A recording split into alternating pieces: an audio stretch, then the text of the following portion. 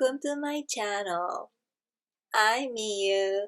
I am a coach who specializes in women's emotional wellness. This channel is all about helping you fall in love with yourself and your life so you can wake up in the morning excited and energized. Notice the beautiful things that your life offers and attract what you desire and go to sleep at night happy and peaceful.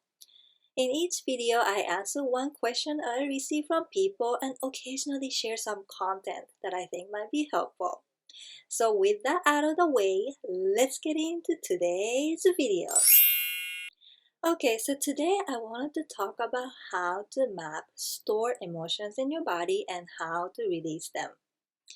A couple weeks ago, I posted a video on TikTok talking about how your body stores emotion, and if you don't do anything about it, they could manifest as a body pain, discomfort, or some type of symptoms.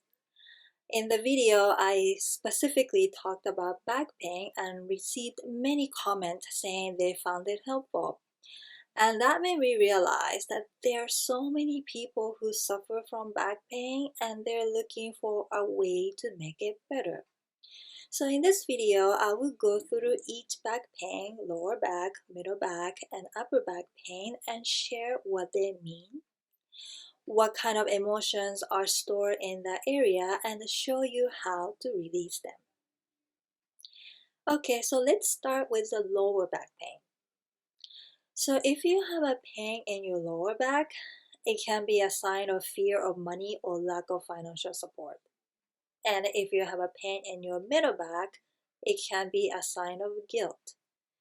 And if you have a pain in your upper back, it can be a sign of feeling unloved or holding back love.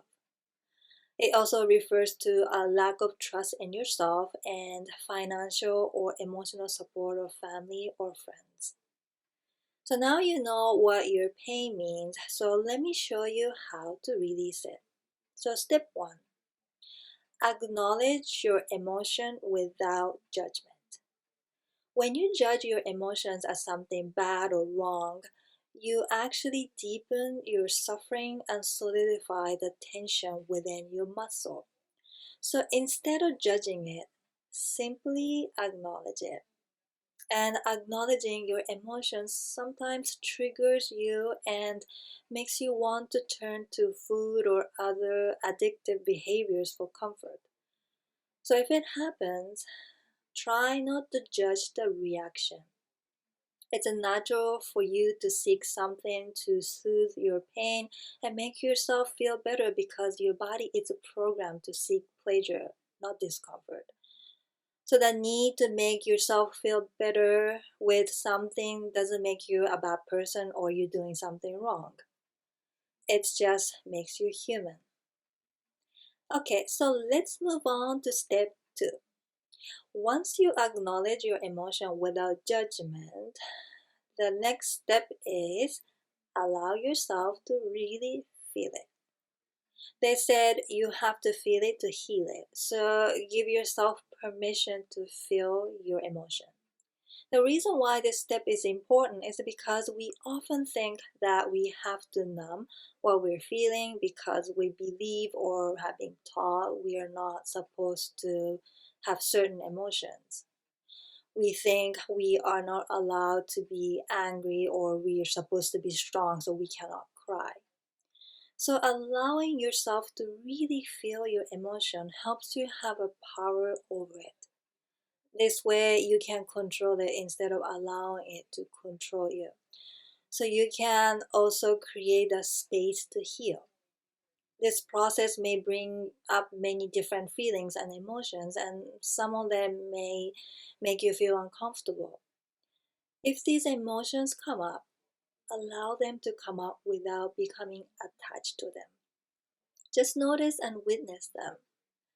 This helps you realize that feelings are not there forever and allows you to respond to them objectively.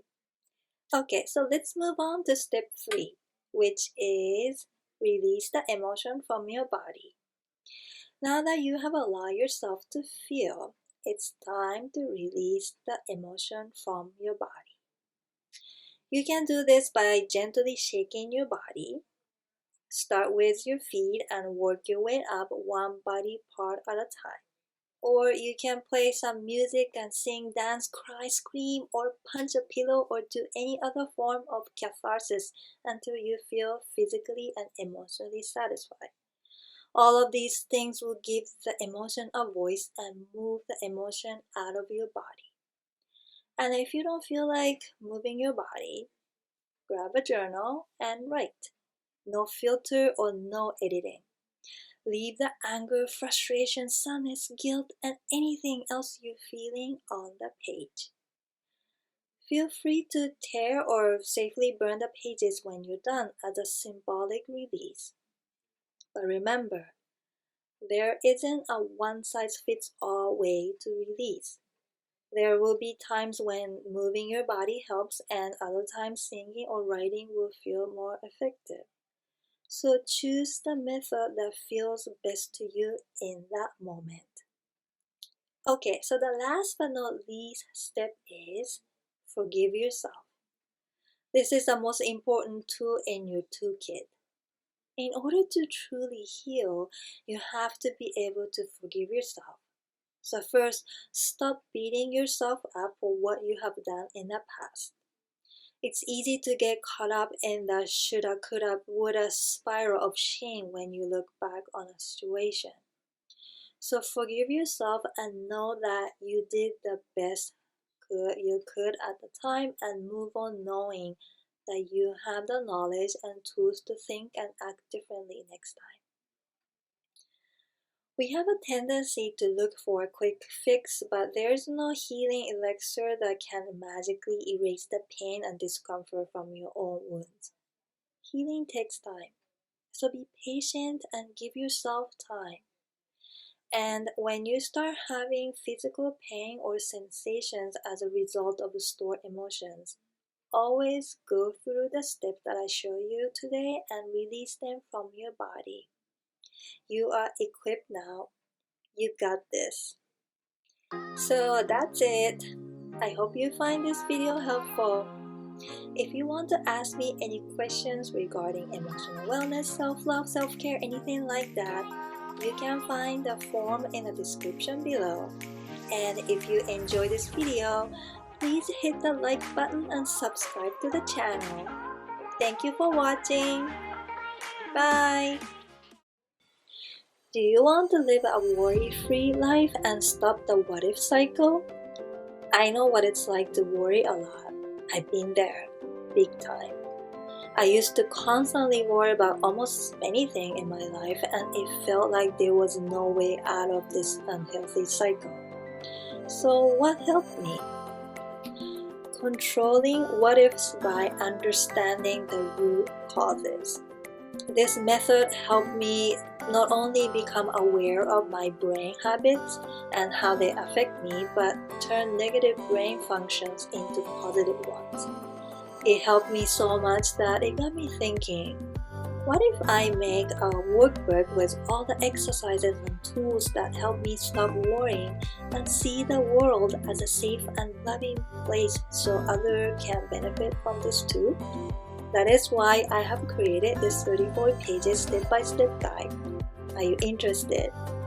You can click up here and download it now for free. I hope it helps you as much as it helped me and other people.